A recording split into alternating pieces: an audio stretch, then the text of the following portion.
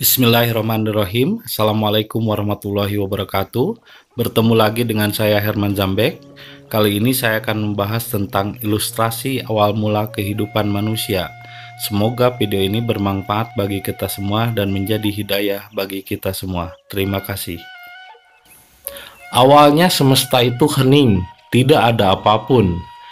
Ini sama halnya seperti ketika kita ingin kembali mengenal kesejatian diri. Maka awal yang harus kita lakukan adalah hening, atau orang Jawa menyebutnya suwun. Dari keheningan itulah maka diturunkanlah Nur Muhammad. Setelah hening, Nur Muhammad ini oleh orang Nusantara disebut sebagai Sunda. Sunda itu artinya Nur Muhammad.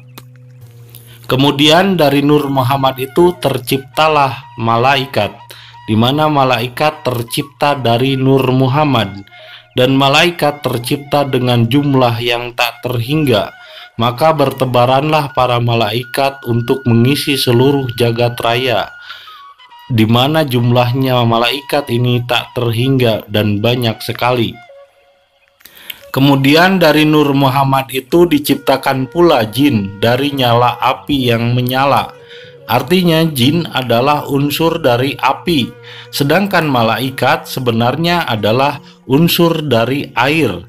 Karena unsur air dengan api adalah satu kesatuan yang dibutuhkan dalam kehidupan manusia. Malaikat adalah air, sedangkan jin adalah api. Air dan api adalah simbol kehidupan yang satu sama lain saling membutuhkan, di mana itulah kehidupan awal mula terjadi. Kemudian dari perpaduan air dan api ini terciptalah matahari, karena hakikatnya matahari di dalam intinya adalah cahaya. Lalu para malaikat atau air berputar mengelilingi cahaya tersebut. Maka ketika air berputar, terjadilah reaksi hidrogen, dan bagian luar hidrogen ini jadilah api, sehingga di sanalah matahari tercipta. Lalu dari matahari tersebut lahirlah planet-planet untuk menjadi sumber kehidupan manusia, sehingga darinya terciptalah benda, lalu tumbuhan, lalu diciptakanlah hewan selama berabad-abad, juga terakhir adalah jasmani manusia.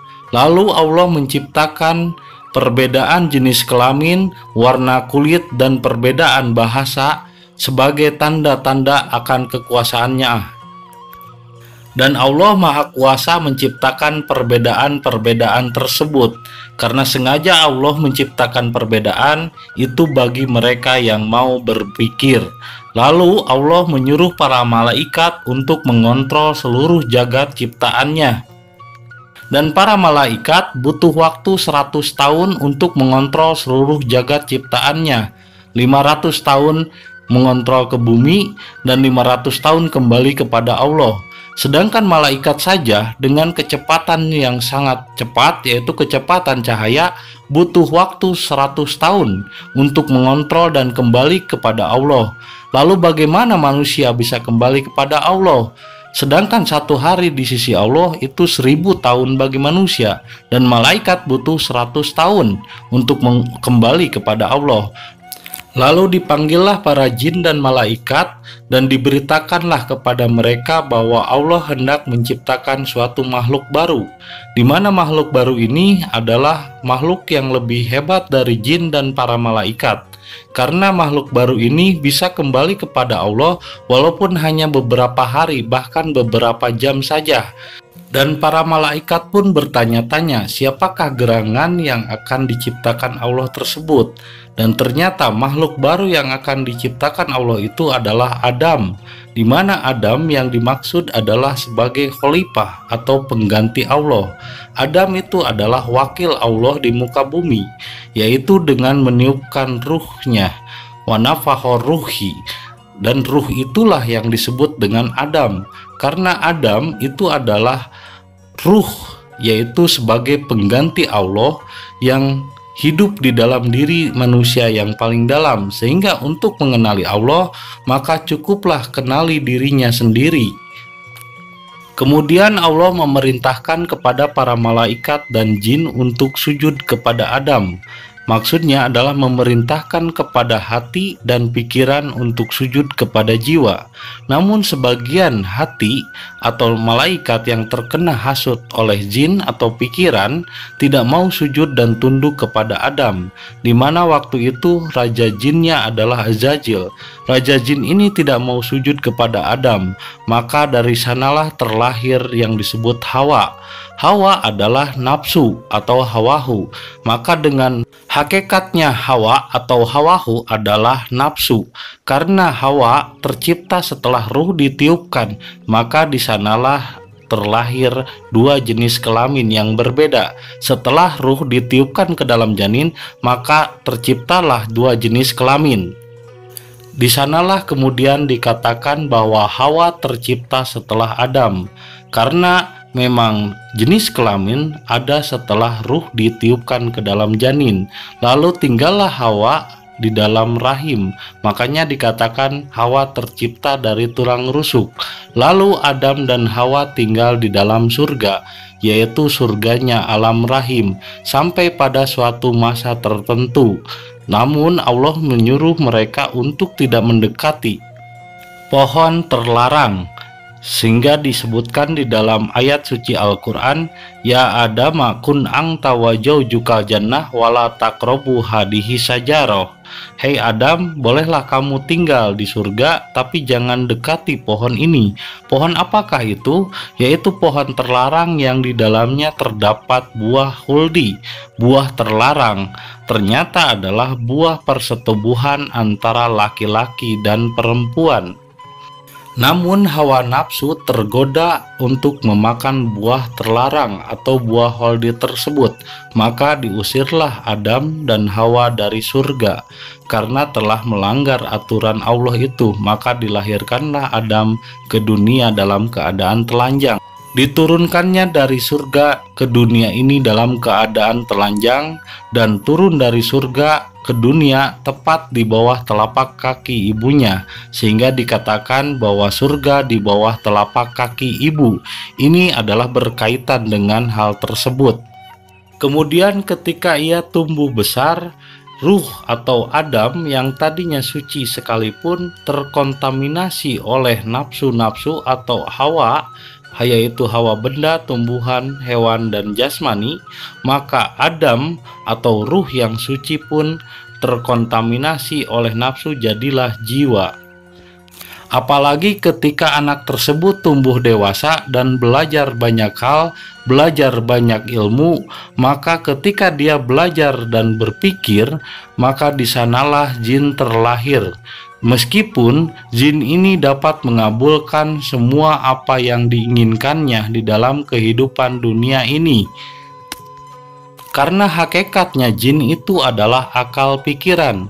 Karena akal pikiran adalah makhluk halus yang tersembunyi di dalam diri manusia, dan jin atau akal pikiran mampu menciptakan segala sesuatu peradaban yang ada di dunia ini. Dan hati nurani adalah malaikat, di mana di antara keduanya terdapat hawa, yaitu nafsu atau hawahu.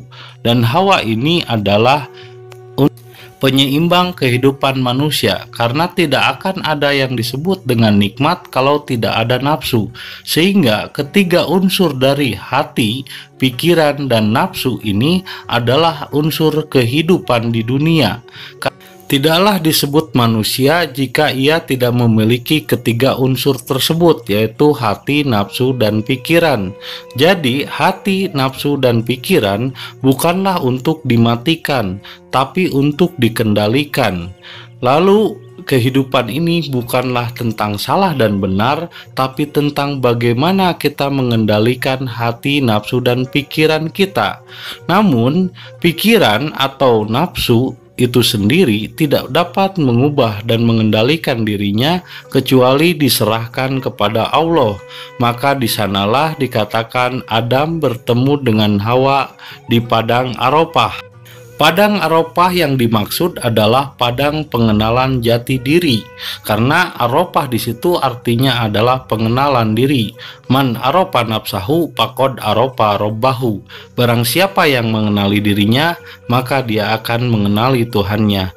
Maka Adam dan Hawa pun bertemu di padang Arafah, karena hakikatnya semua makhluk yang telah diciptakan Allah adalah replika dari semua yang ada di dalam diri manusia.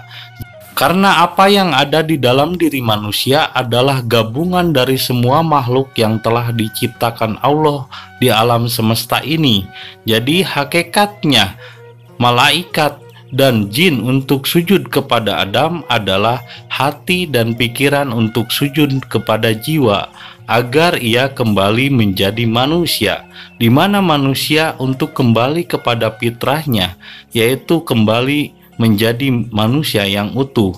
Jump back adalah loncat kembali ke belakang, yaitu kembali ke fitrah, kembali ke awal mula manusia diciptakan. Dari mana awal mula manusia diciptakan? Yaitu dari hening. Untuk itulah, agar kita mengenali Allah, maka kenalilah diri. Dan untuk mengenali diri, maka kita harus kembali ke awal, di mana awal mula diciptakannya semesta adalah hening. Alif Lam Mim artinya adalah wal awal wal akhir, yaitu di mana ia berawal, maka kesanalah dia akan kembali. Karena hakikatnya kehidupan ini, segala sesuatunya berawal dari Allah, maka kita semua akan kembali kepada Allah. Innalillahi wa inna ilaihi roji'un. Dan awal mula kehidupan semesta ini awalnya adalah hening. Sehingga untuk mengenali diri, untuk mengenali Allah, maka kita semua harus hening, harus kembali kepada keheningan diri. Itulah tahap awal untuk mengenali jati diri kita sendiri, yaitu hening. Semoga video ini bermanfaat bagi kita semua dan menjadi hidayah buat kita semua. Terima kasih. Assalamualaikum warahmatullahi wabarakatuh.